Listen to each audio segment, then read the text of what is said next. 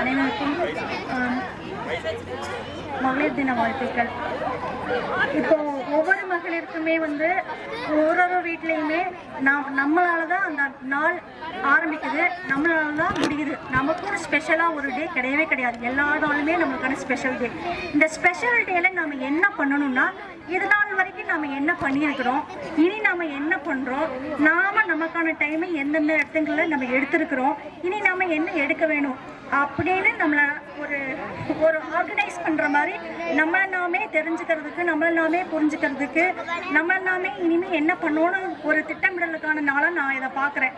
ஏன்னா இப்போ பொங்கல்னா அந்த பொங்கல் நாளில் மட்டும்தான் நம்ம என்ன அதுக்கான செலிப்ரேஷனோ அதை பண்ணுவோம்.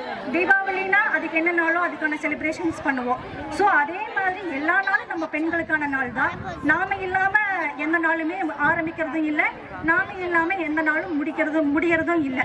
ஆனால் இந்த ஸ்பெஷல் டேல இப்போ நான் என்னோட அப்பாவையோ, நான் என்னோட வீட்டுக்காரரையோ, நான் என்னுடைய ஹஸ்பண்ட் அண்ணனையோ தம்பியோ டிபெண்ட் பண்ணி இல்லாமல் நான் என்ன பண்ணினேன், சும்மா டம்ளர் தூக்கி வைக்கிறதா இருக்கட்டுமே, ஒரு 10 ரூபாய் ஏர்ன் பண்ணுறதா இருக்கட்டுமே, சின்ன விஷயத்துலேருந்து பெரிய விஷயத்து வரைக்கும் அப்படி ஸ்டெப் பை ஸ்டெப்பாக நாம் என்ன பண்ணணும், இனிமேல் என்ன பண்ண போகிறோம் அப்படின்னு நம்மளை நாமே புதுப்பிச்சுக்கிறனால நான் ஒரு வருஷமும் இந்த மகளிர் தினத்தை பார்க்குறேன்.